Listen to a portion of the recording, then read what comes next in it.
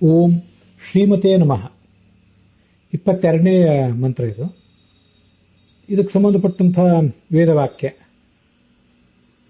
ತಿಚ ಧೀನುನಾ ಮಿಷುಧ್ಯಸಿ ತಾಂಸುತೆ ಕೀರ್ತಿಂ ಮಘವನ್ ಮಹಿತ್ವಾ ನತಂಬಬೋಧತೀನಾಂ ಯತ್ವಾ ಭೀತೆ ರೋದಸಿ ಅಹ್ವ ಅಂತಿಷ್ಟು ಮಂತ್ರ. ಇದರ ಅರ್ಥವನ್ನು ಭಗವಂತರಾಯರು ಹೇಗೆ ವರ್ಣನೆ ಮಾಡ್ತಾರೆ ಅಂತ ಅನ್ನೋದನ್ನು ಈಗ ನೋಡೋಣ. ಶ್ರೀ ಅಂದರೆ ಭಾರತೀ ದೇವಿ. ಸುಖರೂಪನಾದ ವಾಯುವನ್ನು ಆಶ್ರಯಿಸಿಕೊಂಡಿದ್ದರಿಂದ ಶಂರೂಪೇತು ರತೇಹೇ ವಾಯೌ ಶ್ರೀರಿತ್ಯೇವಚ ಕೀರ್ತಿತ. ಈಗ ಶ್ರೀ ಅಂದರೆ ಭಾರತೀ ದೇವಿ. ಅವಳ ಪತಿಯಾದಂಥ ವಾಯುವೇ ಶ್ರೀಮಾನ್.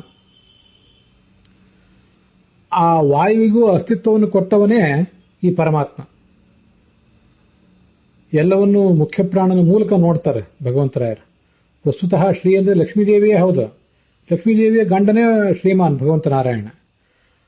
ಆ ಅರ್ಥವೂ ಸರಿಯೇ, ಅದೇ ಶ್ರೇಷ್ಠವಾದ ಅರ್ಥ. ಆದರೆ ಪ್ರಾಣನ ಮೂಲಕ ಎಲ್ಲ ಅರ್ಥಗಳಿಗೂ ಅವರು ಗಮನಿಸುವುದರಿಂದ ಹೀಗೆ ಅರ್ಥ ಹೇಳ್ತಿದ್ದಾರಷ್ಟೆ. ಶ್ರೀ ಅಂದರೆ ಸಂಪತ್ತು. ಯಾವುದದು? ಜ್ಞಾನ, ಆನಂದ ಮೊದಲಾದ ಗುಣ ಸಂಪತ್ತೇ ಸಂಪತ್ತು. ಅದೇ ಶ್ರೀ. ಅದು ಉಳ್ಳವನೇ ಈ ಭಗವಂತ. ಮತ್ತೆ ಶ್ರೀ ಅಂತಂದ್ರೆ ಆಶ್ರಯ ಕೊಟ್ಟಿರುವಂಥವು. ಆಶ್ರಯ ಕೊಟ್ಟದ್ದು ಯಾವುವು? ದ್ಯಾವಾ ಪೃಥ್ವಿಗಳು, ಮೇಲಿನ ಲೋಕ ಮತ್ತು ಕೆಳಗಿನ ಲೋಕಗಳು. ಈ ಜಗತ್ತೆಲ್ಲವೂ ಇರುವುದು ಮೇಲೆ ಅಥವಾ ಕೆಳಗೆ, ಅದನ್ನು ಬಿಟ್ಟು ಮತ್ತೇನಿದೆ? ಆದ್ರಿಂದ ಎಲ್ಲದಕ್ಕೂ ಆಶ್ರಯ ಕೊಟ್ಟಿರುವಂಥ ದ್ಯಾವಾ ಪೃಥ್ವಿಗಳೇನಿದೆ ಅವುಗಳು ಇವನನ್ನು ಶರಣ ಹೋಗ್ತವೆ.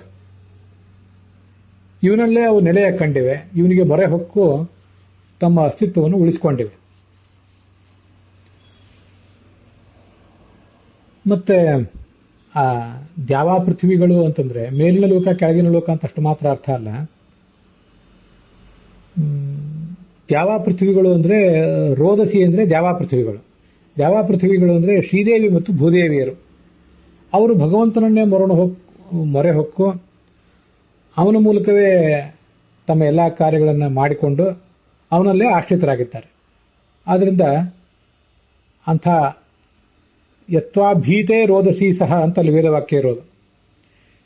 ನಿನ್ನ ಈ ಮೇಲಿನ ಲೋಕದ ಕೆಳಗಿನ ಲೋಕದ ಎಲ್ಲ ಜನಗಳು ಕೂಡ ಹೆದರಿ ನಿನ್ನನ್ನು ಆಶ್ರಯಿಸ್ತಾರೆ. ಒಂದು ಸರಿ.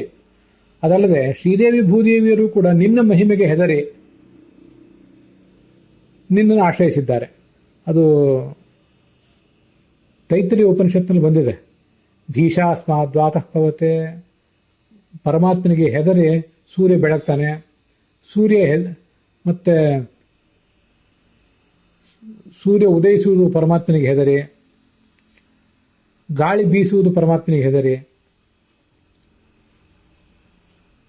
ಅಗ್ನಿ ಇಂದ್ರ ಮೊದಲಾದವರು ಕೂಡ ತಮ್ಮ ತಮ್ಮ ಕಾರ್ಯದಲ್ಲಿ ತೊಡಗಿರುವುದು ಭಗವಂತನಿಗೆ ಹೆದರಿ, ಮೃತ್ಯುವು ಕೂಡ ತನ್ನ ಕಾರ್ಯವನ್ನು ಮಾಡ್ತಾ ಇರುವುದು. ಮೃತ್ಯುರ್ಧಾವತಿ ಪಂಚಮ ಐತಿ, ಭೀಷಾಸ್ಮಾದ್ವಾತಭವತೆ ಭೀಷೋದೇತಿ ಸೂರ್ಯ, ಹೀಗೆಲ್ಲ ಕಂಡು ಬಂದಿದೆ.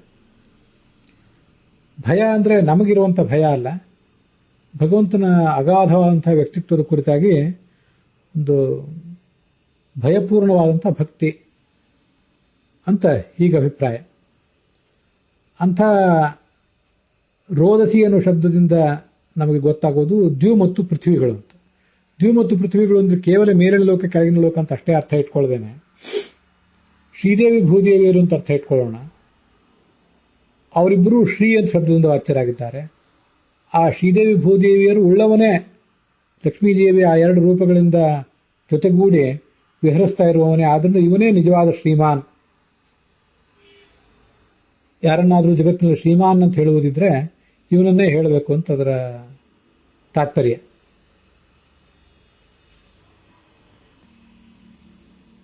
ಹೀಗಿದು ಆ ವೇದ ಮಂತ್ರದ ಮತ್ತೆ ವೇದ ಮಂತ್ರದ ಅರ್ಥವನ್ನು ಸಂಕ್ಷಿಪ್ತವಾಗಿ ವರ್ಣಿಸುವಂತಹ ಶ್ರೀಮತೆ ಎನ್ನುವ ನಾಮದ ಒಂದು ವಿವರ ಭಗವಂತರಾಯರು ಹೇಳುವಂತೆ.